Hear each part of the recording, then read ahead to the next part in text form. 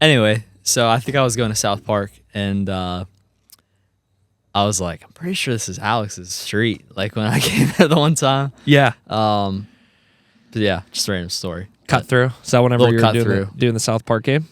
It must have been that one because I came down to like Bridgeville or something, and then like did that cut through all the way through like whatever towns those are. Yeah. And it takes you like the same way every time, no matter where you're going.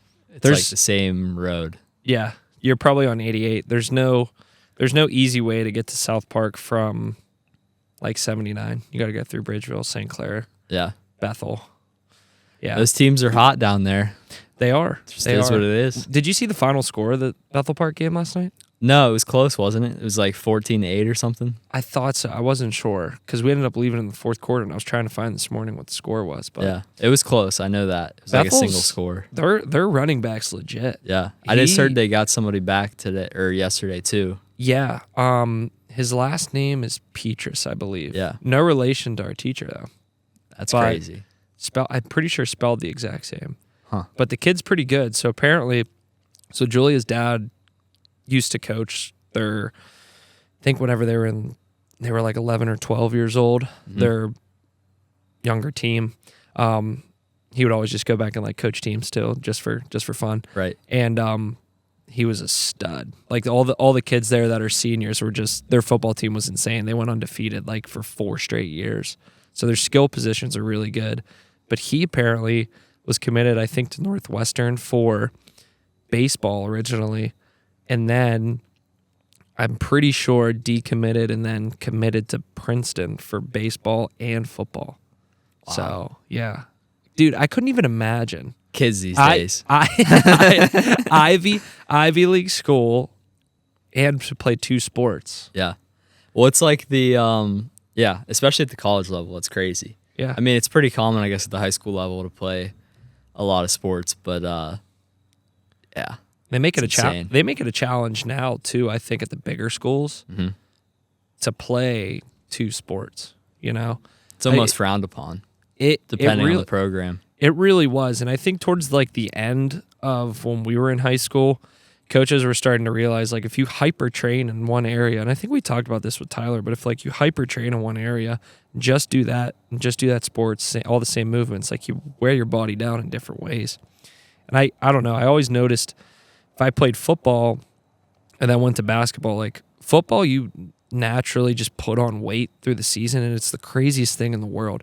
I'm like, you've probably have seen it too with a lot of the Steelers players that stopped playing. Mm-hmm. Like Aaron Smith, for example, he coaches out at North Allegheny now. Whenever he played, dude, he was monstrous, giant. Now he's like as skinny as you and me. Yeah, it's crazy. And I don't know. Could have been other substances that might have been involved, maybe. But I mean, they all get tested and everything like that. But I just think you put on so much weight throughout like the football season. Yeah, I feel like part of it you're just wearing down your body so much, you're just naturally more hungry potentially. But yeah, you are right. I feel like I never played football, but I have seen the difference between when they start the season and when they end the season, and then also like once players retire and like how quickly they lose weight a lot of cases. Or sometimes it goes the opposite way. You'll see guys that were really fit and then you're like, damn. Yeah. He's enjoying himself right now. Yeah, or maybe it's with like, ex-college athletes. Sometimes will come out and then it's like you're not doing that same level of what's the word? Activity. Yeah. Same level of activity, and then boom, all of a sudden you're like, damn. Yeah. But it's interesting for sure. Yeah, it's hard to keep up with that like level of intensity. Mm-hmm. I mean, even with myself. Even though I played very minimally at the D3 level, doing like exercise to that extent still, it's like, I'm not nearly in as closely shape as I was back then. You know? Oh, yeah, for sure. It's just not a priority anymore. I guess. I mean, it's crazy. It feels like we have no time some days. When you come home from work and then you're like, all right, I'm going to go to the gym now. Just going there and trying to get things accomplished are a challenge. To be honest, I think like a big lesson for me is if I'm like, I'll go after work, it's not happening. Mm-hmm. In a lot of cases, it's just like you're tired. Like the last thing you want to do is like go back out especially for you. Like I can't imagine you're out driving all day and stuff. The last thing I want to do is to get in the car again and go to the gym. I think it's more of like a mental conquest than anything. I feel like sometimes through the week too, to like break things up. What I've been doing more lately is like playing tennis or something, like a sport. That's exercise involved. Yeah, I think it's good, like mental clarity wise, to do that. You've seen the rise of pickleball and stuff too. Like a lot of people staying active with pickleball. It's insane. Pick up basketball, softball leagues are popular. I feel like with middle-aged people or young people. They just made courts down in Bethel, and you have to literally sign up for time slots to play. That's how it is up here. It's like not a small amount of courts. There's a lot of courts, but they're booked every day. Like, and I think actually it was a controversy because the only people they're on like the public park grounds here in Cranberry. Okay. But you can only use them if you're a member of the Pickleball Association and you like pay your dues. And so people are like, if it's the public parks and you can use all the other public land as a resident, why can't you use the pickleball courts without paying? Seems like it should come to a vote. It's a little odd situation, but that was in the news the other day. Also in the news was the noise complaints from it. From pickleball? Yeah. You know what's crazy is I did hear that, and I'm pretty sure that they got one at Bethel Park too as well, and they have to use noise reducing paddles now, I guess. Yeah, it's crazy, right? You never would have assumed that would happen or be a topic. Yeah, but of concern. To be fair, community. I kind of understand it now because if you go sit there for a little bit, like it is a very like all day just, and if your house is there, which is a big residential development there, like. And they're playing till 10, 11 o'clock at night with the lights they have. Oh. So you just hear that all day, all night. Yeah, I think that would be a valid complaint. So I understand it a little bit. Noise reducing paddles only. Apparently. Or just maybe they put up some sound deadening wall or something. That's a good point. Make it like a enclosed glass case. Yeah. Yeah. A bubble. That's not a bad idea. Are they going to do that in the wintertime? They do actually have a bubble for like, I think like 8 of the courts they put over. Wow. But then nicer days, they'll open up the other ones still. I was always so fascinated by those whenever I was a kid. I didn't think that it was a tennis court inside. I thought they did something completely different. Well, they look just crazy, you know? Yeah. Like a movie. Yeah. It's like they set up There's a bunch of movies that are getting filmed in Pittsburgh. Do you see that? Are there? North Side? Yeah. Yeah, they're picking back up in terms of like film production. Mm-hmm. Pittsburgh's like a really big city for making movies. I know there's a lot of like tax incentives and stuff now for companies or businesses, film businesses that come here and film movies here. They get tax breaks just to kind of drive some stuff. Interesting. But it's also just a cool city. There's a lot of areas that you could film in, but yeah, there's a lot going on. I feel like in the Strip District and like all over really. Yeah. And that actually brings me to one of my first topics to discuss. But before we get into that, the boys are back. Season 3, episode 40 something. Yeah, I think it's the Troy Polamalu episode. 43. I think it's 43. 43. The boys are back. We took a little bit of a break, a much needed break to refresh, relax. I think both of us were pretty busy from July through now, really, just with summer vacations, traveling, work, just relaxing in general. And I also think it was good to rest the mind and like come back refreshed. Oh, yeah. So we're back. We're going to get some fire guests this winter. Try to get a couple episodes out per month, or at least one. We'll see.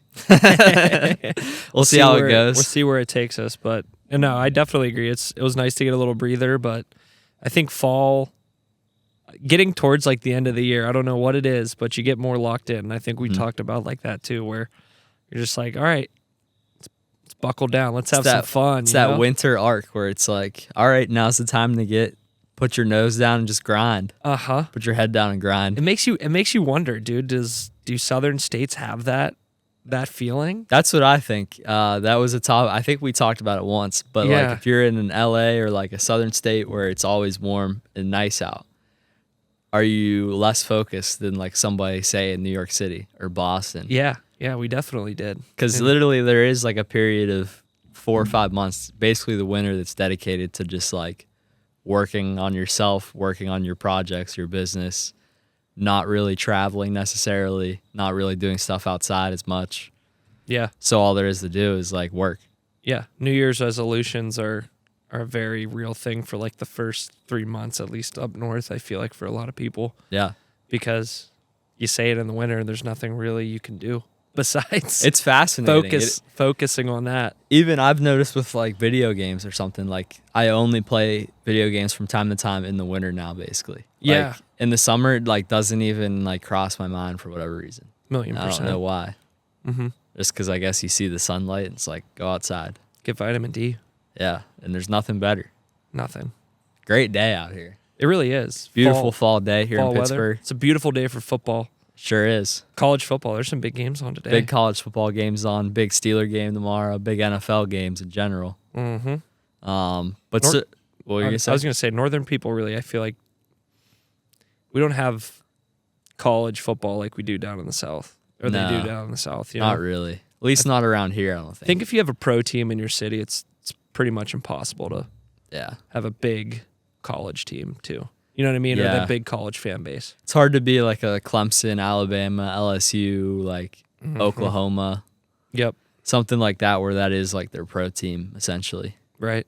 And you see it even outside of football, too, with like, you know, some of the baseball teams down there, much bigger fan base than, say, like a Pitt baseball has or a Pitt softball has. Yeah.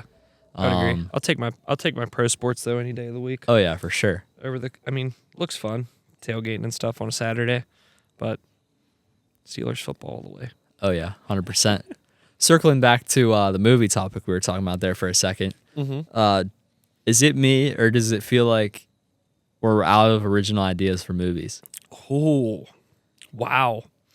Yes. And I think I've caught a little bit of why. I forget what actor was talking about it, and it might have been Matt Damon, but like think back in like the 2000s, the movie budgets were just crazy. Like they were insane. And he was explaining that basically the actors that were involved, the actresses that were involved, the directors that were involved, they made a lot more, and a lot of people, because of like the box office ticket sales and things along those lines, but now everybody wants to stream everything, and I feel like that's kind of crushing a lot of the funding. But then you look at a movie like Deadpool, right? Deadpool's original budget was like $2 million, I think, and they also, it was Ryan Reynolds that was involved too, so I feel like anything that dude's in now is going to be monstrous, but they made it work with like a tight budget. I don't know if it has to do with budgets or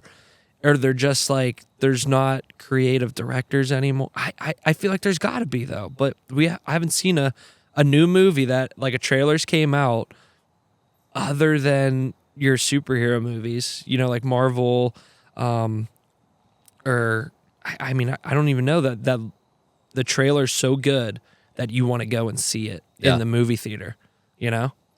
Yeah, that was my perspective on it. Is like if you look back the late 90s, early 2000s, it just seemed like there was so much innovation going on in the movie space. You had like crazy like series like Star Wars, Indiana Jones, Harry Potter, your Shreks, Cars, Finding Nemo, all the Disney Pixar movies. Yep. Then you got into Transformers and like some of those big blockbuster movies. All the superhero movies started to come out, which they're still coming out, but it feels a lot like it's kind of died off.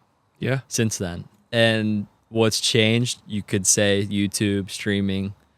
Are YouTubers like the next movie generation for the kids today? It might have to be because I wake up in the morning, I watch YouTube. I don't turn on the TV, you know? Like if I get ready in the morning, I have a YouTube video on. It's weird, you know? Me too.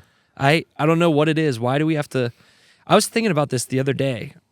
It's like, why do I need a YouTube video while I'm up in the morning getting ready doing things? Like as background noise. Yeah. I'm not sure. Is it a dopamine thing? It must be where I need that to hear it. Or to like listen to it or watch something while I'm doing stuff to get ready before I go out the door. You are right, because Strange. if I'm eating or something like alone or whatever in the morning or at lunch, got YouTube out watching it. Yeah. And I guess in the past, we probably would have watched like a TV show or something. The TV would be on as like background noise. So maybe it's just changed formats a little bit. But I think since everything's so easily accessible with streaming and with YouTube, that is probably a big reason that the movies have like died off a little bit. Yeah. Because their attention spans are getting shorter too. So you have that. You have creators like Mr. Beast, who is basically putting out like a full-blown budget movie every other week. Right. It's crazy. Yeah. Because you don't get a movie like The Departed, those like 90s thrillers or Seven, like Brad Pitt's movies, dude. I watched Meet Joe Black the other day, 3-hour movie. I'm like, wow, this was a great movie. And I think there's something to it. It's like nostalgic too that keeps you in it, but I don't think you're getting those stories anymore in movies where you're like, this is a captivating, creative story. I mean, there's some fictional movies that are coming out. I mean, a lot of the big turn I think is like the docuseries, like especially on Netflix.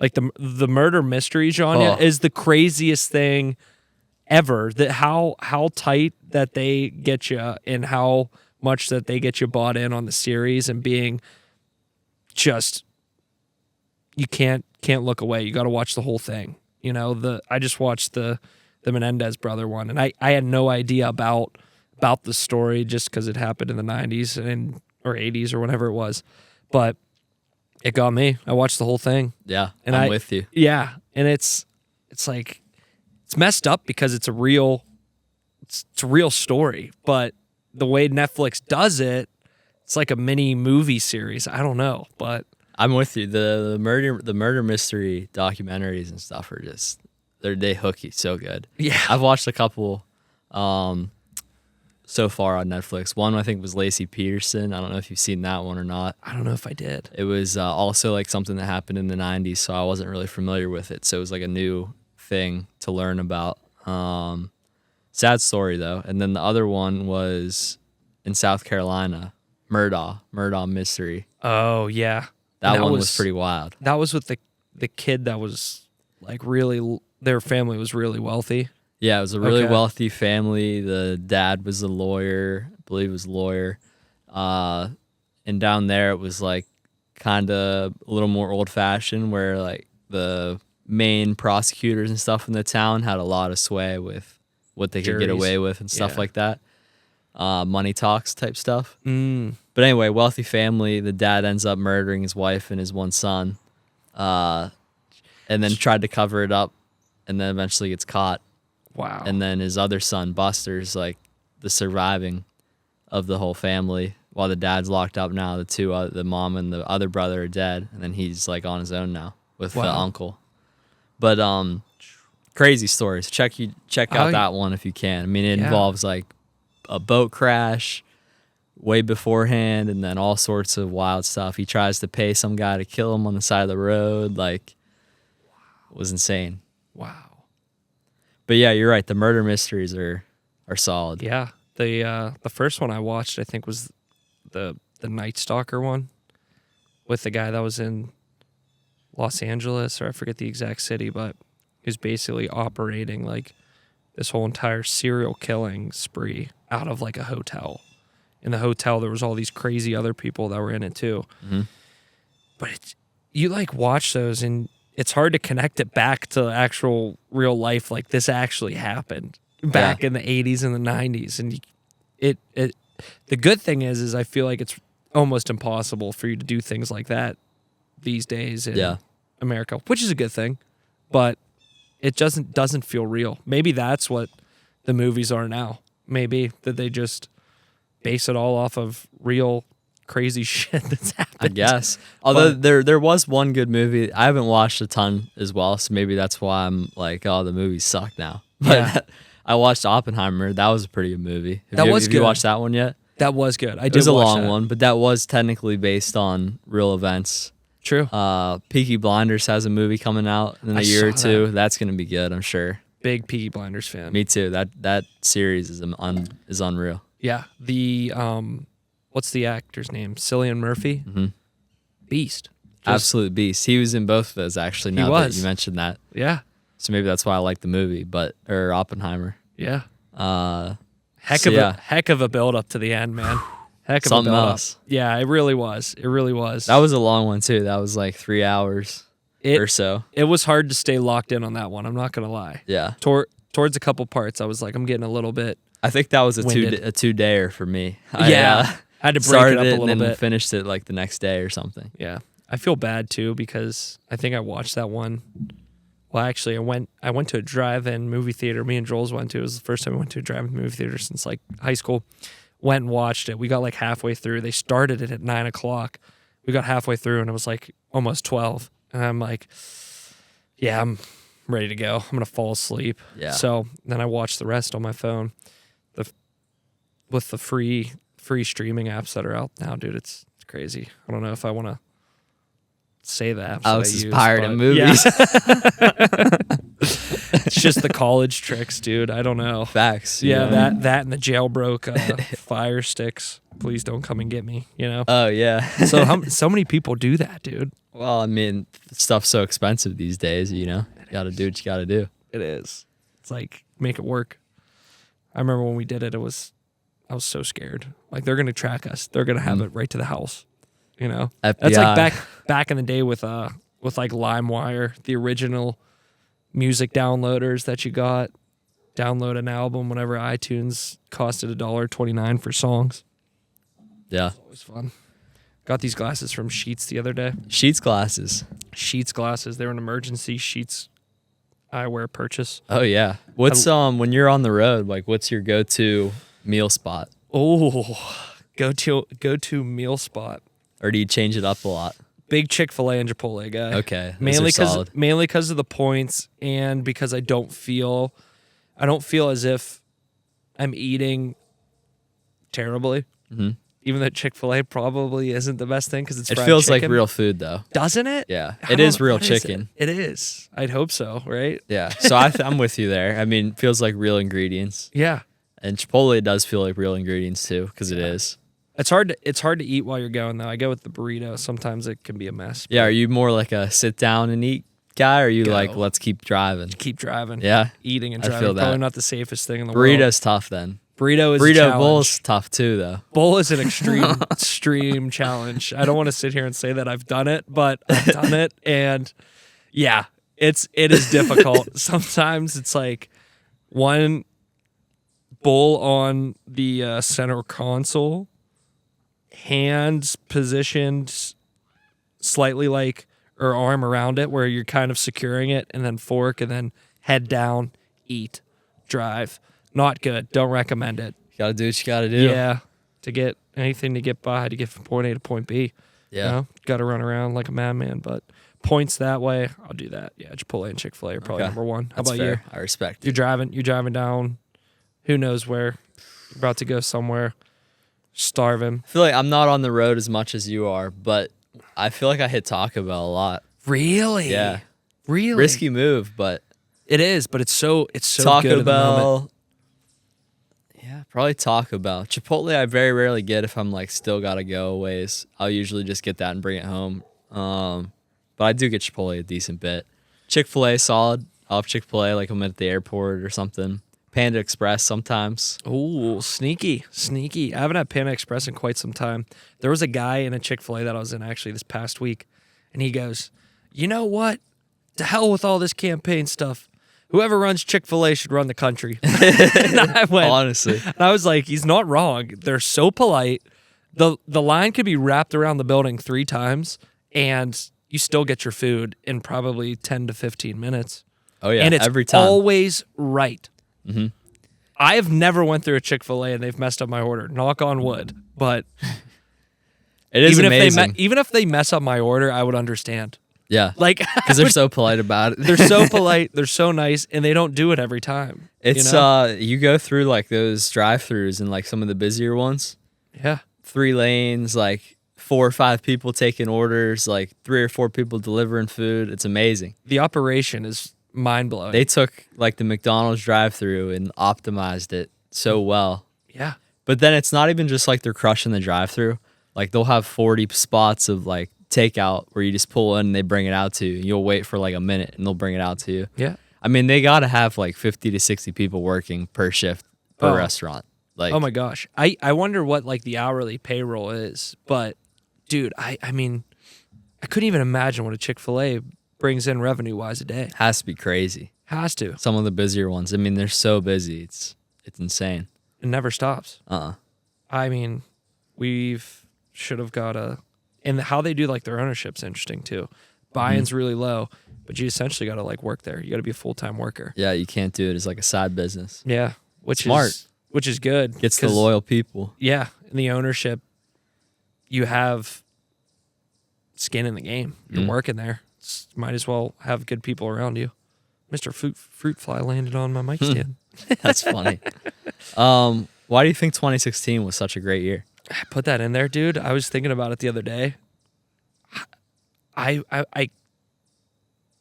don't know. It was a unreal year. Everybody always talks about the year. It's true. Everybody always says, why isn't this summer as good as the summer of 2016? Not everybody in the world turned 16 that year. You know, I turned 16, so I could probably say like driver's license, getting the freedom of driving a car. But I mean, might have been the music. I don't know. Music that came out in 2016. Something was going on like culturally that year that just like was great. Yeah. I was headed into senior year of high school. That was probably one of my better summers of like high school. I don't know if I would say it's my best summer ever yet. Okay. Anymore, at least. Yeah. For me, that's probably like 2019, 2020. That's around fair. there was a pretty solid time. But 2016, the music, the Penguins were winning. Maybe that's part of the reason for me. Back-to-back cups, those 2016, 2017. Time in life, we were like thriving high schoolers, driver's license. But you'll hear it from other people that were like Older in people. college or like mid-20s at that time. Yeah. And they agree. It might have been. No TikTok yet. I was just going to say that too. I think when do you think was the full buy-in on Instagram and like the addictiveness of where we're at now? Because I don't remember scrolling then as much as I did or I do now. No. You know? We weren't. I mean, that's the thing. Like, I didn't even. Stan Fly needs to get out of here. The 2016, like I didn't even really have social media during high school, which was different, a little odd, I guess. Because I started my Instagram in would have been like 2018, I think. Can you see when you started your Instagram? There's probably some way, but I just remember because I started it like during my first year of college. I started Instagram. Up until then, I had like a Snapchat, didn't really use it too much. And like that was it, really. So I would say around 2018, 2019 is when it got very intense. And then TikTok really came around like 2019 because I remember me and Popa were trying to go viral, just doing dumb stuff in the golf center, like trying to make stupid videos that would get views. And it eventually worked, actually. At least on my account. And I think he went viral once or twice too, but his account got banned. So I'll leave it at that. From the knockout video? Maybe. I don't think he posted that, but there was something else bad. Yours went crazy though. Mine went crazy because I did a video from Treesdale at the pool. We threw a bunch of chairs in the water, made like a dining room table under the water. And that one, I remember that vividly because up till then, I mean, stuff wasn't viral like overnight, I don't feel like. I mean, there was a little bit of that, but even YouTube was, what the hell is going on with these fucking... Dude, these insects, like oh my bee, gosh. That is... Slow bee. Yeah, he's a yellow jacket. Too. I'm going to stay deathly still. I hate yellow jackets. I hate them. I don't like them either. Who invented a yellow jacket? I don't know. A thing? But I have the answer for you. You do? I think I do. Shoot. I have a theory. I have a theory for why it wasn't, why maybe 2016 was a great year. The buy-in wasn't there because Reels were created on August 5th, 2020. Yeah. I mean, that makes sense. So that period of COVID, like leading up to COVID, during COVID is when everybody bought into the short form and when we all got consumed with it, I feel like. Yep. Because, yeah, I mean, fall 2019 is when I posted that video and, like, posted it, got, like, 2,000 views, which was nothing. And I remember me and him just, like, checking it, like, every couple minutes. And we're like, man, it's up to, like, 8,000 already. And then it was like, holy shit, it's up to 15,000. And then it started going up, like, 10,000, like, every minute. And we were literally just refreshing, watching it. And It's I'm addicting. like, Addicting feeling. this is crazy. So then 24 hours later, it's at 800,000 views. And I'm like, damn. We're going to be famous. Like, that's literally what I was Then you thinking. start thinking about what Rolls Royce color you're going to buy. Right? I'm like, I'm him. And I was gaining followers left and right. I'm like, Yeah.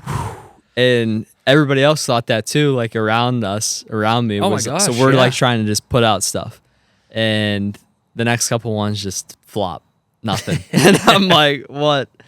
And then I got another one to go. And then another one to go. And then sooner or later, I'm up to like 16K on TikTok.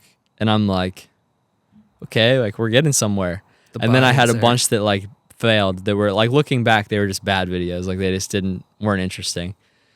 And so I stopped like really trying to do that for a while. And now I kind of regret it because I know that if I would have like kept doing it more, I probably would have been able to get up to like 100, 200,000 followers and been in a different spot. But at the same time, I'm also glad that I didn't. I was just about to say that. You know, I'm content where I'm at. As a friend and being on the outside in, and I think it worked out.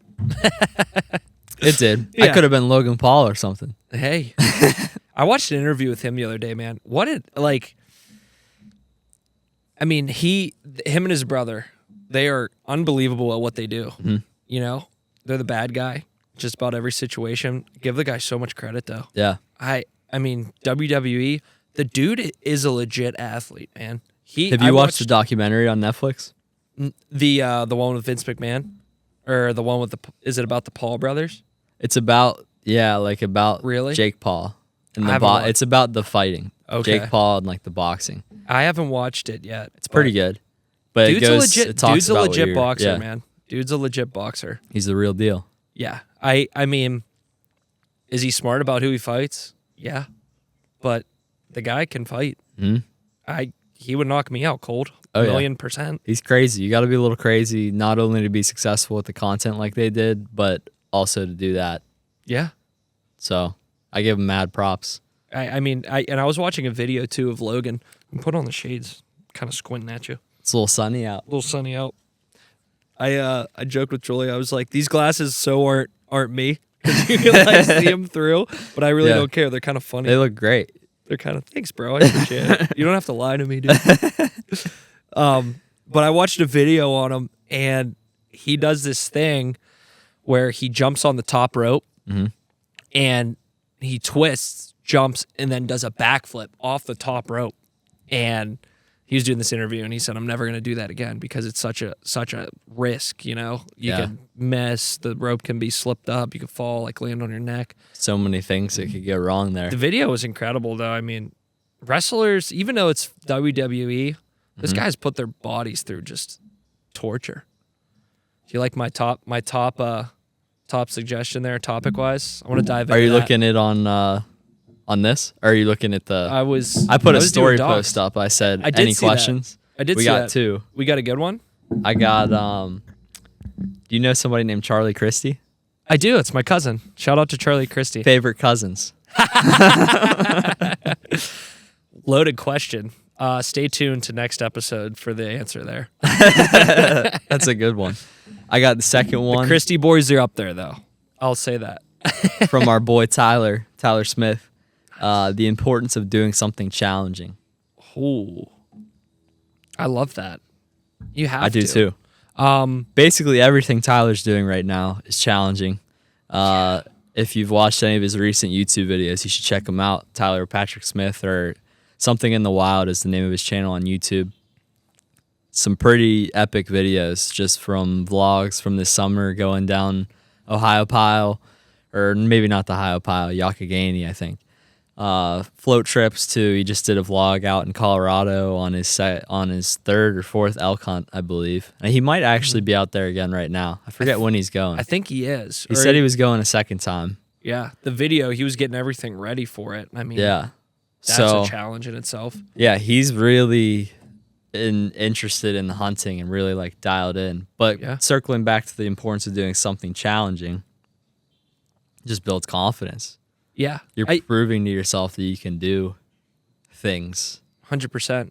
I think it gives you a purpose too, right? Mm-hmm. So the minute you lose a sense of like challenge, oh, this isn't a challenge anymore, then you lose a sense of purpose, then you don't want to do it anymore. Mm-hmm. I don't know. I think that's why I like my job so much. It's a challenge. Every day is something different. I mean, for you, it's something different every single day. So the challenge is keeping this thing going. Right. I mean, even think about your hobbies. Mm-hmm. Golf. Yeah. Our podcast, like mine, it's hunting, fishing. Mm-hmm. It's not, I mean, is it relaxing? Yeah, but to do it, it's like a challenge to be good at it and accomplish it, you know? Yeah, you guitar, hit it nail on the head with its purpose. Yeah. You need purpose in life. You need something you're constantly chasing or different things that you're chasing. It gives you something to look forward to and something to work towards. And you can achieve things really that are a lot harder than you thought you could achieve, you know, just with some purpose and some willpower. 100%. You know what worries me is not even necessarily worry, but a lot of people I feel like I want to retire. At 25. Yeah, I want to retire at 45. Yeah. And the show, that Dave Ramsey show that I listened to, I just like listening to it. We've talked about this, but he's like a big thing. What are you going to do after you retire at 45? You're going to play golf every day? Then it loses that like magical factor of you worked hard for the golf, now you deserve it. I mean, hey, if you could retire at 45 from 45 years of hard work, it's awesome. But I feel like a lot of people, once they lose that like backing, motivation, and purpose, it kind of dumbs down other things in your life where it might not feel as great to do them anymore. Or if you do them so much, then it doesn't become as great. I don't know. It goes back to like humans aren't meant to really sit around and do nothing. Like we're meant to have something that we're working towards. In the olden days, it was literally surviving every day, hunting to get food, you know, fishing, traveling miles to go explore different territories. Like fighting was honestly a big part of it. Fighting for what you believe in and everything like that. So people, like when people say, oh, I just want to sit around, like relax, like you said, when you're 60, what I think they'll find out and what a lot of people do find out is it's not all that. I mean, it's great for a couple days. And then what do you do? Yeah. Just sit there? I think there's something to just continuing to do challenging things while you're working in life and mixing in things that you love to do. Mm-hmm. I think that's where the most fun things in life happen. Yeah. I mean, the happiest people that I seem to run into are people that are doing a lot of different things, or they have done different things throughout their whole lives or their career. You know, maybe they retired early, but then they picked up coaching and now they're like a full-time coach or a part-time coach for multiple sports, something like that. Or they use some of the money that they earned through their whole years working and turned it into a different business. And now it's like a passive business that they run or something like that. There's always just something going on though. There's nothing more fun than meeting a person that does a lot of different things. Mm-hmm. And somehow, some way, those people are always the most energetic. Yeah. There's got to be something behind it. I'm not going to say like everybody can go out and do 4 or 5 different things, but think of Gaber. Oh, yeah. Most energetic guy I know. One of them. Yeah. And he does how many different things? He has his own business. Yeah. He teaches at Westminster like a pretty generous amount of days. I don't know how many classes he does now, but a decent bit. He runs WEC. Yeah. He's involved in like Pittsburgh Entrepreneurship Council and like some of that stuff. Goes to different schools, recruiting, stuff like that. I don't know if he does anything else besides that, but still, it's a lot going on. Mm-hmm. Very energetic. Always, never was in a bad mood in any of our classes or any time I've been around him. Yeah. I mean, all of our teachers still reaches out to us on a pretty frequent basis. We caught up with him in the spring. Oh, yeah. So that's a great example right there. Yeah. I'm trying to think of who else. Who else I know, but I when you like meet people like that, I don't know. It's just a mood. I mean, a lot of the people we've had on here have multiple things going on. When you look back, I mean, Ferrari. Teacher, songwriter, plays every weekend. He just did a concert last night. I was gonna go, but we ended up going to the football game, and I was kind of bummed about it. Right. I'm blanking on all of our other guests now, but yeah, I'm just kidding. I mean, I feel like just about everybody, they did something. A lot of them do have something. A lot of them that are doing like entrepreneurship and stuff like that have that in common. Yeah. I mean, Jared always is doing a bunch of different things. Like, whether it's coaching, whether it's mentoring other people, whether it's his own business or brand, whether it's helping out with other companies. I mean, so many different things. Yeah. Always brings the energy too. Right. I don't know. I think there's just something that doing multiple things kind of brings it back to you as well. You know, you're not always dumping energy. Some days you might, but other days it probably pours back into you whenever things go well. So I'd always do as much as you can, maximize your day, you know? Appreciate the question, Tyler. That's a great question. Hopefully, I know you're probably hunting somewhere, so hope it's going well. It's archery season right now. You gotten out yet? I did. Yeah, I went last weekend at Brandon's house actually. Oh yeah. And saw a couple doe. I don't have a doe tag. I mean, it's not bad to hunt doe, but I always wanted to just hunt a buck and be okay with that. And saw a bunch of doe that were going one past me, but no buck. So fingers crossed. Might see one. I think I'm going to try next weekend to go out. How long's the archery season again? It goes from like now till what, mid-November? Yeah, pretty much. I forget the day, but I think it's right before Thanksgiving, the week before Thanksgiving, because then that starts rifle season. Right. But I enjoy archery. I just think it's a lot more peaceful. You're not freezing cold. Not as many people. You can be in cooler, different spots, and get to see all of the fall foliage. So all of the leaves and colors. Dude, driving into your neighborhood this afternoon, I was noticing the whole entire like red trees on the side. Yeah, these things are awesome. Yeah, it looks great this time of year. It does. In here. Yeah, all the trees turning. We're probably getting close to like peak color. I feel like. So yeah. Speaking of fall, are fall activities overrated? Underrated or rated just right? Depends on what time of year you ask me. Okay. Because I'm a big when it gets into like August, I still get into that like summer's over. It's like it's back to school season. Days are getting shorter. It's getting colder. Less golf. Mm-hmm. So I'm like, man. But then once I'm into say mid-September, then I'm bought into the fall. And it's football's back. Hockey's starting. You get really cool views with the trees and everything. There is something with like, I don't know, all the Halloween stuff starts to come out. You get to see the pumpkin spice lattes are going. I love a spooky season. There's just something about it. And then there's something about going to like high school football games when it's like crisp 55, 60 degrees. It feels like the town's out there watching. You wake up the next morning, college football's on. NFL's going. And it also does feel good just to get back into like that grind mode again, like we talked about earlier. Yeah. But what do you think? I'm right there with you. I think the summertime clothes, summertime blues are a bummer. But once the NFL kickoff starts to go, the home team's playing, you get Sunday to watch football, hang out, eat food. It's like, oh, this is the best. Yeah, nothing beats it. I think also birthday this Sunday, big 24 tomorrow. So, yeah.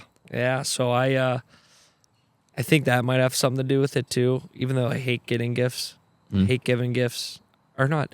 I don't hate giving gifts, but I don't think I'm a great gift giver. So, but besides the point, I think fall is just. I think it's underrated. Yeah. A lot of people like it as the main holiday too, but or not holiday, but main season.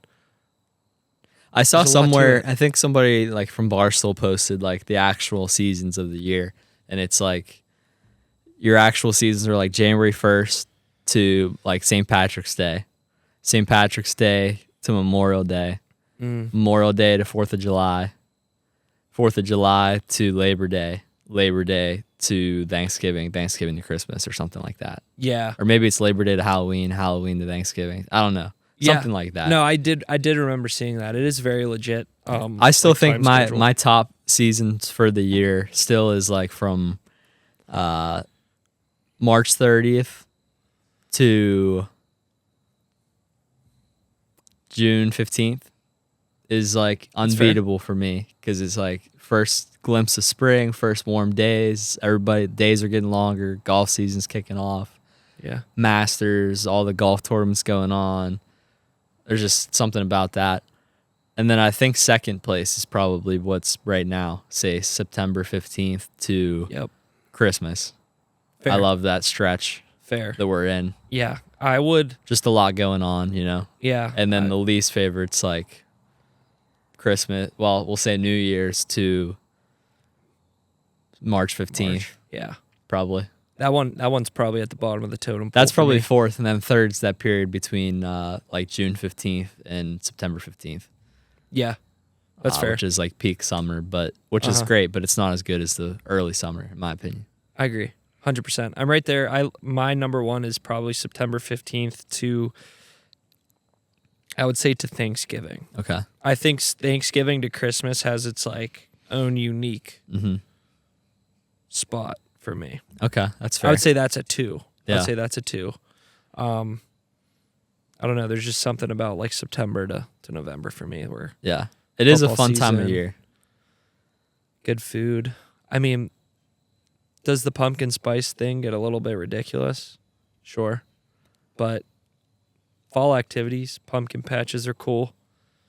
We have Trax Farms down in Bethel Park.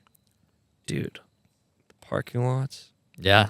Oh my gosh. Hundreds upon hundreds of cars, vehicles. I believe everywhere. They have blow-ups for kids, and it's a good time being on a farm in the fall and pumpkin spice stuff. So I'm a fan. I won't drink it every day or have something that's pumpkin spiced every day in the fall, but it's cool when it's food seasonal. Food and drinks are seasonal, I think. Yeah. Yeah, I have a couple pumpkin spice things throughout the fall for sure. Some pumpkin beers. You a pumpkin beer guy? Haven't had a ton. I'm not a big pumpkin beer guy. I'll say that. Yeah. I am a big Guinness guy now, though. Mr. Ireland. Been there twice now. Oh my gosh. What's a fun thing that people should know about Ireland before they go over there? What's something that you have to do? Okay. Well, there's a lot of things I would say. I would say a no-brainer time back to the Guinness, though, is if you can go tour the Guinness factory. It's called the Guinness Storehouse. Definitely do that because it's one of the coolest museums I've been to. And it's not like a small museum. It's like 7 or 8 stories. Wow. It's legit. And you get to try a bunch of different beer throughout it. And they give you a pretty cool rundown of how everything started. And it's been around for a long time, too. I forget the date that it started. So if you have any interest in beer culture like that, I mean, it is a very culturally important beer over there. I mean, everybody drinks it pretty much. And they drink it like as a meal sometimes. Like it's crazy. Wow. So that's number one. Number two is definitely get outside of the city if you can.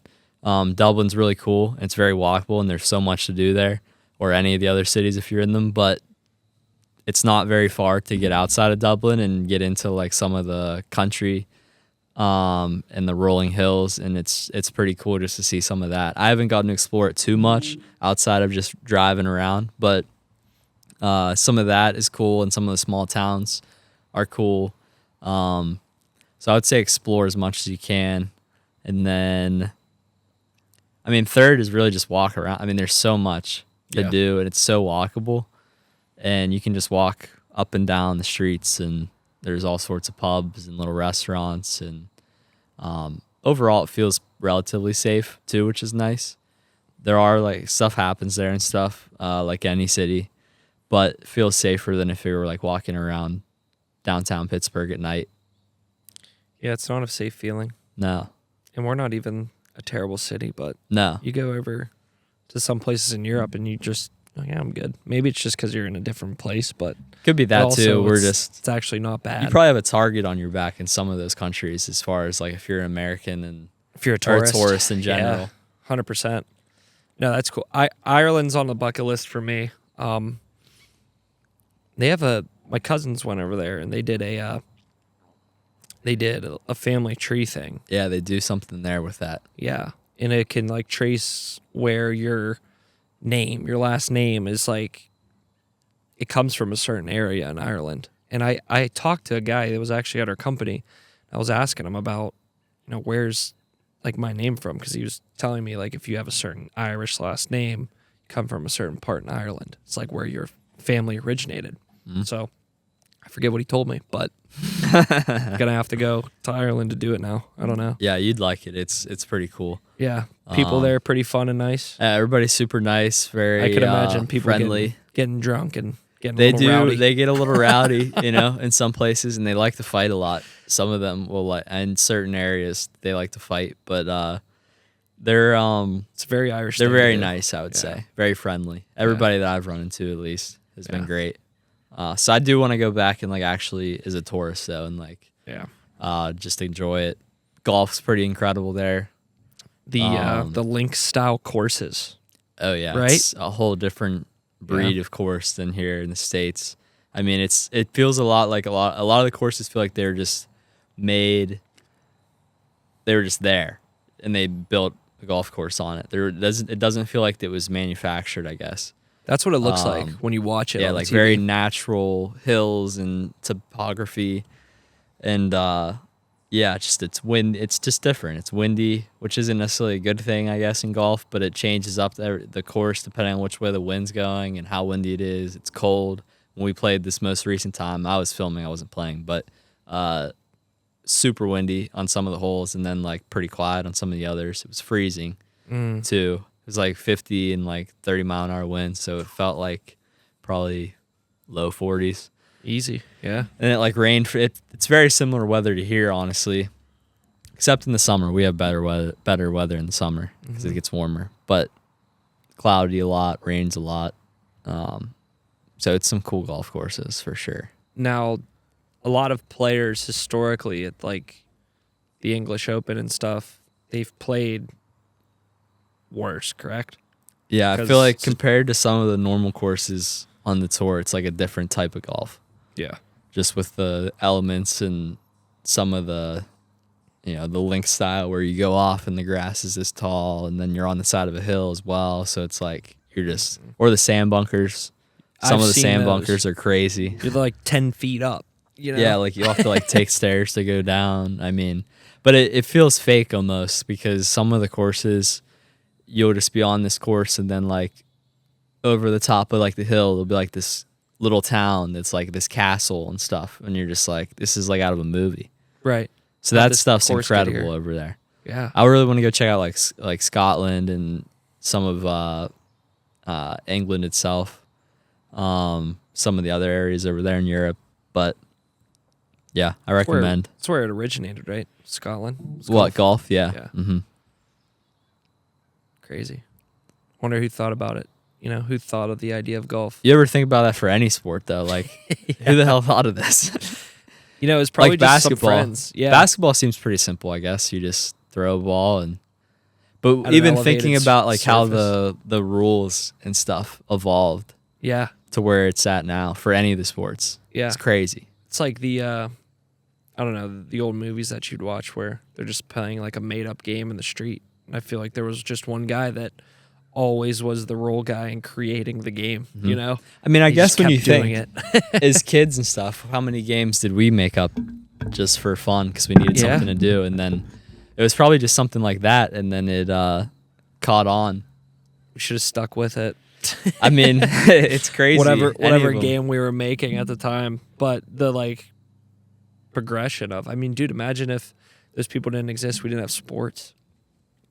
Weird. Right. Be a weird world that we would live in. I mean, imagine without sports. I don't know what we would do. There'd be very, I don't know, maybe movies, I think maybe might be better. I bet you there'd be like more conflict and stuff because Yeah. sports is like an organized conflict Yes. in a way. Yes. Basically, I mean, Yeah. you're fighting against someone. Yeah. Opposing I don't know, teams. it's an interesting thought. Countries. You go against opposing countries too with a lot of sports. It's an organized little mini war, maybe. Yeah. Versus like the old days. That's probably why there was so much fighting back then, is there was no organized sports. Probably, honestly. Bold theory. We might be onto something. World peace. They had maybe that's what we need. We need more sports for I feel like we got world so peace. many already though. We got the Olympics, we got all sorts of international stuff. Yeah. People probably back in the day just like wanted to conquer land for sport. I feel like that's made like most wars were probably fought over just land initially, land and resources Yeah. over anything else. And that's still like any future conflicts are basically that as well. Yeah. Throwing a little ego in there. Yeah. Maybe some ego for certain leaders. The biggest, greatest warrior, have the craziest army. Yeah. We're Let's go. better than you. Let's go wreak havoc. Watch this. Yeah. Nothing else to do. There's no No. soccer or football to play. That's right. How about this? The cost of the American dream in 2024 is now $4.4 million for an American. In terms Household. of what? In terms of like the full shebang. So you're talking, you grow up, you get married, you buy your house as a family, you start a family, you have 2 kids, white picket fence type house, put them through college, supply their whole life, you retire. It costs $4.4 million to over do the that. course of your life. To do that comfortably, like have Yeah. like a normal house, middle class, I guess you could say. The Americano dream. I don't know what it used to be, so it's hard to really compare that to anything, but Yeah, I could imagine that it probably wasn't that much. probably not that much even 4 years ago. Yeah, no. It's just I don't know, dude. Like, I mean, you think about it, trying to buy like a house, how much easier it was for our parents back then. You know, I talked about with like my parents, they bought like their first place for I think it was like $40,000 or something and outside of Pittsburgh. Yeah. You're like, you couldn't even imagine trying Can't to imagine you that. could buy a bedroom maybe. It's rough out there. I still take a look Every pretty now and then. frequently, and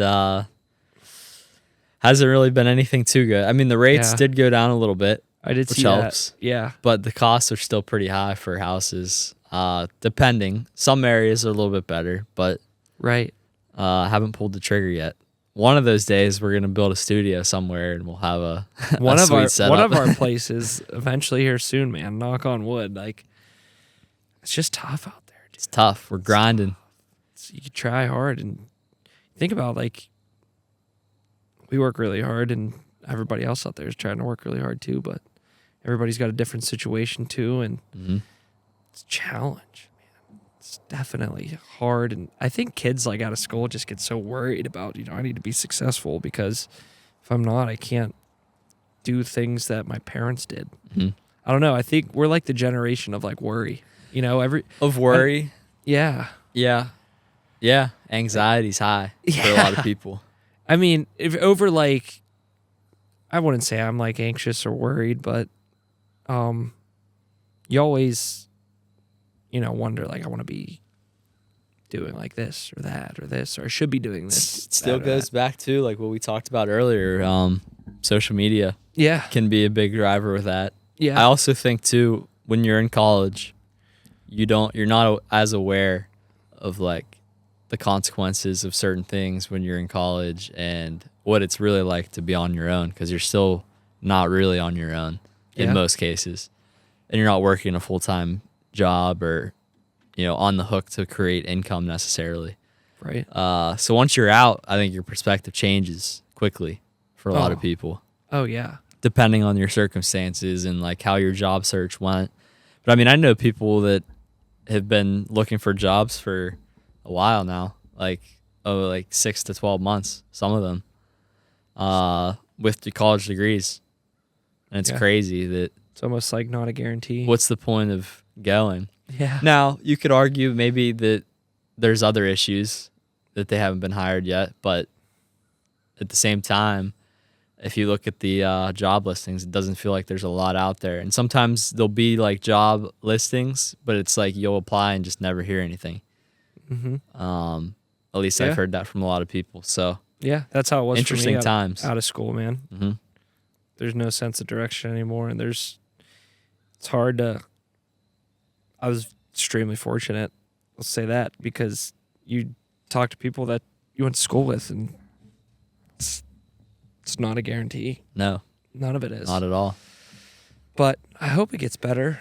I think it will. It always does. I think it always turns around. I'm hopeful. I'm optimistic. Live in the best country in the world. So, God bless America. America, man. I think we can somehow, some way, some version's gonna happen where it's gonna be good. You know, gotta feel like you gotta be optimistic about these things. All you could do in the meantime is, I mean, like for us too, I think the only thing you could do younger generation wise is just continue to work hard and try to build an income. It's about the only thing that we have control over. Right. Which is, and what we spend on, you know? I mean, everybody's got a different situation. Could I make $4.4 million this year? No.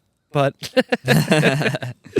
you could try and work hard and grind to that. Yeah. I mean, honestly, like I think about it, like my parents, I think the reality of being able to front a house, a whole family, and so I mean, paying for college, you got to be a breadwinner, man. Yeah. You got to be killing it. You do. It's a definite challenge for sure. Hopefully it can turn around. Have you seen the new robots that have came out? I haven't been making recent waves. I've seen some clips, but I haven't paid too much attention as far as like the story behind it. Yeah. So Optimus, created by Elon Musk. I was doing a brief little scan on him. Essentially rolled it out. He said he's been wanting to work on it since 2021, where basically they would do functional tasks around the house, or I'm sure Elon probably has grander plans for them as well. But so he teased the idea since 2021, finally provided new details and had a demonstration this past Thursday. Optimus Musk claims will soon be able to do things like mow your lawn or watch your kids.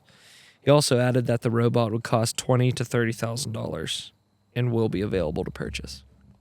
It's going to be odd, isn't it?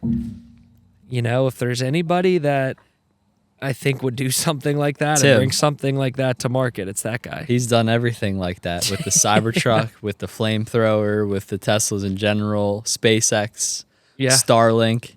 Yeah. But can you just imagine, like, you're walking down the sidewalk and your neighbor's robot's cutting the grass? It's a utopia. Like, I don't know. It seems like such a far out idea, but we can definitely do that. I think, when it gets weird for us, or where we'll need to adjust, is when it's robots that are in like living beings form. So like as a human or as like an animal. That's when it gets odd. Yeah. Right now, I mean, there's robot lawnmowers already. There's robot vacuum cleaners already. Mm-hmm.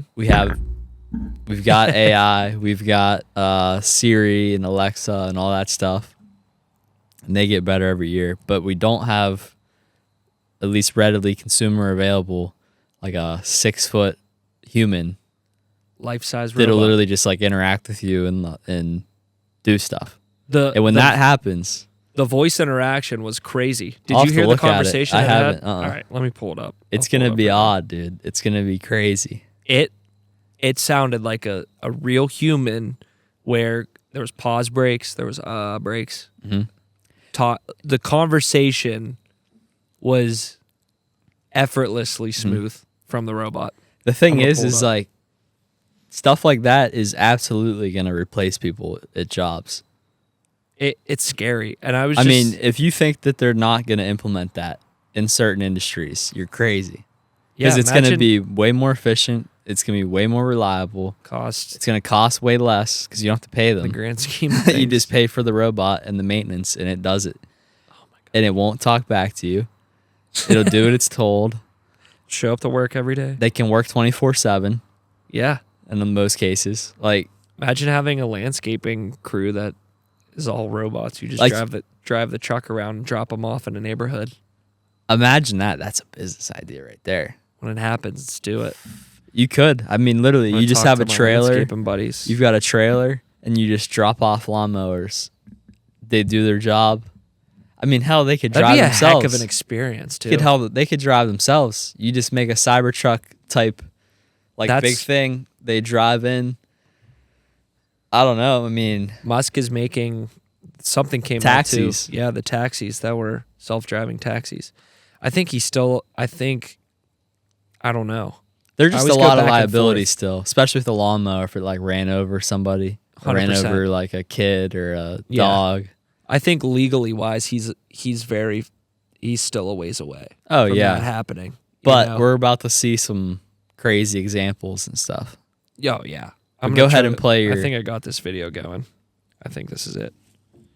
Where's the conversation this guy had? Oh, here it is. All right.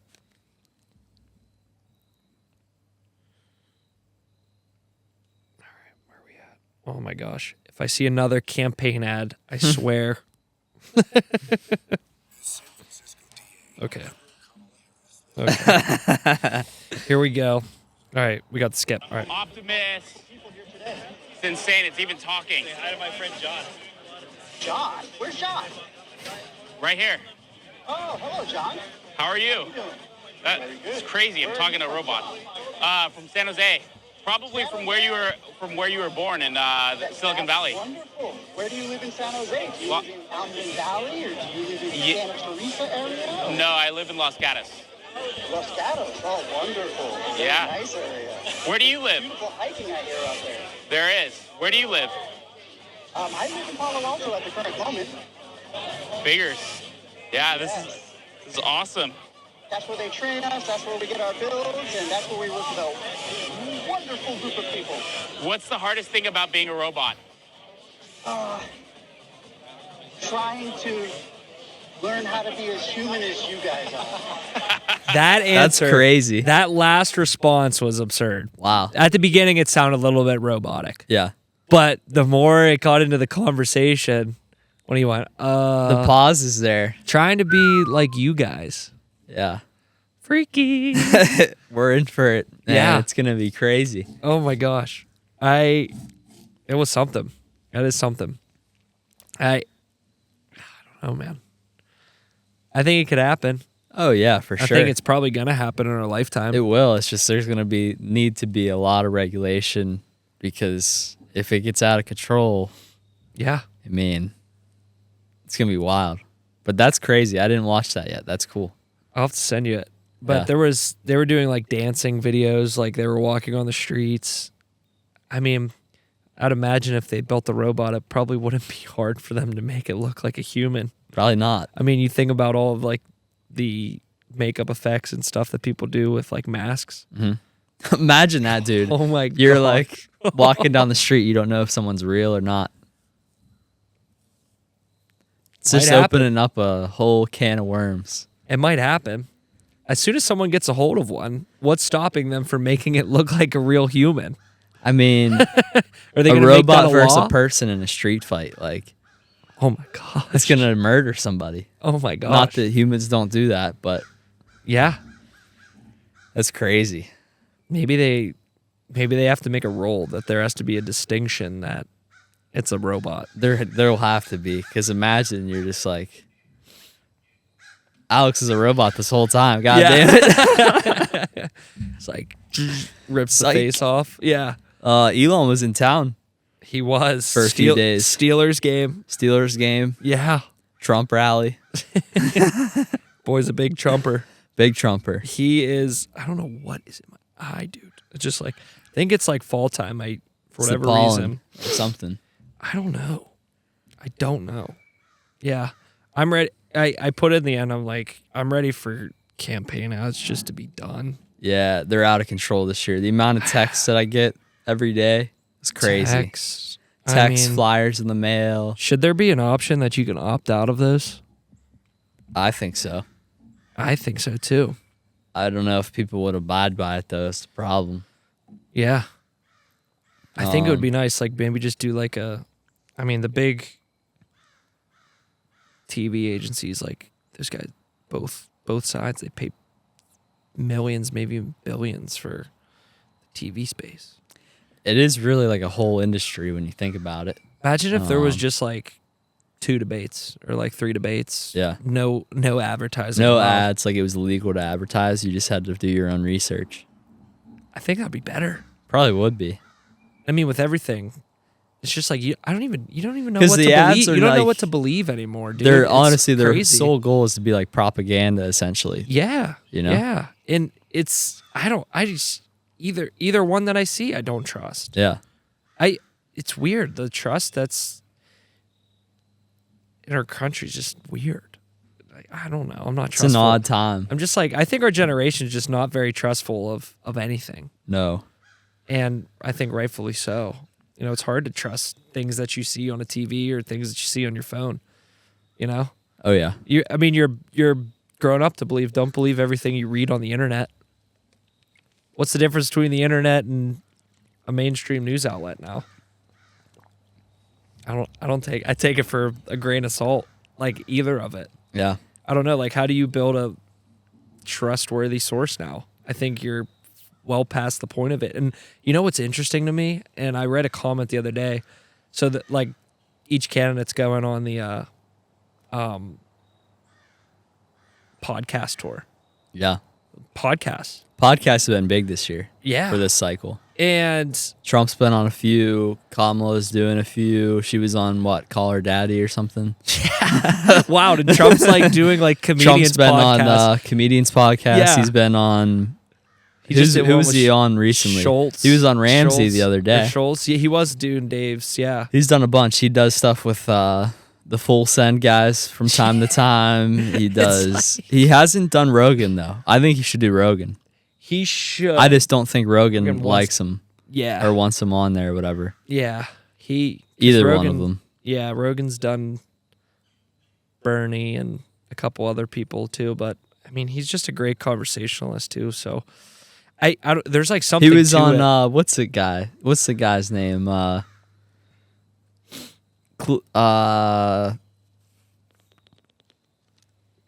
Who's the dude with the long hair? Oh, Theo Vaughn. Theo Vaughn. Oh my gosh, yeah. He like had who would have Bernie thought on, too. he was like, yeah, man. So what's it like to just sleep in the White House, man? He was like that, and then he was like, that cocaine will rile you up. Yeah. He said, "Is that right?" He was like, oh yeah. He was like, there was a couple nights where I didn't go to sleep for about 72 hours straight. It just like it breaks down that third or fourth wall with the presidents or whoever's going to be the president. Because let's be real, the podcast stuff has been way more valuable than any news interviews they've done, any ads they've done, and even the debates. Million percent. It seems so much more personal. It allows them to like be normal people. Yeah. There's not like rigged questions necessarily. It's just like feels more genuine. Yeah. For both sides. When you sit down and you can have a conversation that's not in a time crunch format, I don't know. I think you build a lot more. It'd be very interesting. I don't know if it'd be productive, but if you had a podcast like set up where both of them were there, the questions weren't about the country. It was just like a podcast. Yeah. It would be interesting, like They a talked about conversation. fall. Yeah. Dude, imagine. It's a good idea. Wish they'd do it. It's not bad. Like there is a moderator there that's like, what do you guys miss about being a kid? Yeah. You know? I think that would be killer. When was the saddest you ever were in your life? Then as soon as they go back to like policies or anything, boom. Kill it. Kill it. It would be so different. It would be good. It would be. Too bad we can't do that. Maybe we'll get them on the podcast before the election. Could you imagine MVP having with Donnie and Kamala. the back porch. Yeah, There's on two the back extra porch. Chairs. It's 2 extra chairs here. Slide it up. Cranberry. You're in PA a lot. Might as well come over to Cranberry, right? Hey, you never know, man. You never know. Secret Service all lining the woods. Literally. Be crazy. Man, there's actually a cool Secret Service story I got. My dad back in the 80s, so they grew up in Mount Washington, and they played in the woods that basically overlook 51 whenever you're coming into the city, like you're about to go over the West End Bridge. And my dad and his friends were all playing in the woods the one day, and where you're at, you can basically see down to 51. And I forget which president it was. Might have been Reagan in the 80s. Was coming into Pittsburgh, and Secret Service, they like scoped out everything, right? And they scoped out the pathway that they were going. Obviously the travel route, going on 51, going over the West End Bridge, and I forget where they were going to go into the city. But my dad and his friends were up on Mount Washington, like on the hillside. And I think it was during the fall or right before it was going to be wintertime. And 20 minutes go by. There's a Secret Service agent that's walking through the woods. And he's like, you guys come up here and hang out and play, back in the woods, because they were kids at the time. And they were like, yeah, we come back here every day. He's like, I want you to show me every point of entrance that you come into the woods at. What's the easiest way to get in? What's the easiest way to get out? And they had Secret Service agents that saw them up there, but then posted up agents that were all along every entrance point and all along, like watching down before it came in. Wow. And they asked my dad, like as a kid, where do you come into the woods at here? It's like, it's nuts. I don't know. Insider intel right there. Yeah, right. That's cool. Yeah. I don't know. What a job. My head. Secret Service. Couldn't imagine. It's insane. Yeah. It's definitely stressful. Oh, yeah. I wouldn't want to do it now. To be very selfless to do it. Yeah. I would want no part of doing it right now. Mm-mm. There's no chance. I got a good question to close it out. Let's do it. Actually, I don't know what question I'm going to go with. Ooh. I threw a lot of randomness in there. Best pizza spot in Pittsburgh. Oh, yes. That's a great one. All right. I'm going to go with my top 3. My number 1 favorite is Caliente's Pizza. Caliente's is solid. It is solid. It's I've only sleeper. had it from like the stadiums, I think. Actually, you know what? I got to go back. I'm going to put it at the 2 spot. Okay. I'm going to put it at the 2 spot. Reason being, I'm going to be mainstream. It's got to be Fiore's extra cheese on the side. Put it on the top. I go to the McMurray one, the one that's in Peters Township. Spot on. Spot on the same. Sounds good. It's incredible. I would say number 2 for me would be Caliente's. That one is incredible. Yeah. They have, it's like Detroit style pizza, I think. So that one's up there. Number 3.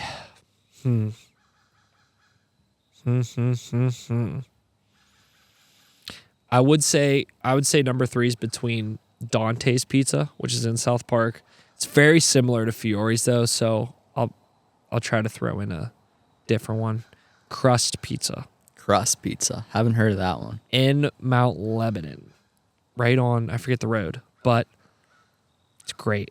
So they have a system where they cook like the bottom of the pizza, and then they give you the pizza with the cheese and the toppings on top, and you can take it home with you, and then you can put it in your oven to heat it up, make it, finish the job. Yeah.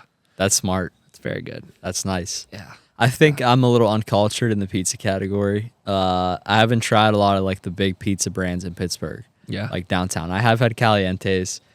Up here it was like Monticello's, Domenico's. Monticello's. Pizza Roma was here for a minute. But Monticello's always good pizza. Monticello's Bocelli's is solid. Yeah. was decent. Honestly, sometimes I like the Domino's. Domino's is a sleeper. It's a different type, There's one right by the house. It's convenient. The garlic crust. Yeah. The garlic knots. See, when I was growing up, I used to go crazy over like the stuffed crust pizza from like Pizza Hut. Mm-hmm. The fall off of Pizza Hut needs to be studied. It's fallen off big time. You don't hear much about them. No. There was one in Bethel Park, and it was the spot. There was a place in Zealy as well. The building's still there. The roof's still like the shape of like the Pizza Hut. Yeah. It's gone. It's like rotten now and like abandoned. I think it's because our generation grew up. Yeah. Because our parents went to Pizza Hut. Like if you ask your and I's parents about their experiences at Pizza Hut, it's the best. Well, even we used to go to Pizza Hut like once a month. You know, it was like something that was like a thing. Yeah. But now, the generation now that's having kids, they don't want to go to Pizza Hut. No, you know? It's different. And even when we were growing up, it was like, I remember all sorts of stuff tied to school that was like involved with Pizza Hut. Oh, like the box tops? You do like box tops or like you read books or something. Oh, and my get God. like free pizza. Oh. So that was like part of things. You'd go and like cash in your free pizza. I remember doing that once with my parents and my sister. Then another caps? one, bottle caps. Yeah. Those little squishies. Remember those? Silly bands and squishies. The amount of advertising that went through in elementary school, dude, it's crazy. Was insane. Scholastic Book Fair. The book fair, that needs to be questioned at a different level. Whoever's doing that is. You remember Cece's Pizza? Oh yeah. That was a place. It was a big like Pittsburgh thing. Pizza buffet. Yeah. There's Sensi's Pizza up here. It's like a bar. Okay. So I don't know if I can rank them, but those are the ones that I've dabbled in. Yeah. Yeah. I'm a little uncultured in that category. But I like to do random pizza reviews. MVP pizza review coming soon. I think it's a good combo. Sponsors. Yeah. Any pizza shops want to get their name out there. Yeah. Minio's Pizza, I forgot about that. Oh, yeah. That's probably my third. I think I've had them before too, actually. Minio's is legit. Yeah. Minio's is legit. It's a little bit different than Fiore's. It's very cheesy. Very cheesy. I'm a fan of that. Yeah. Yeah, I'm a fan of that. That's a good way to wrap it up. Yeah.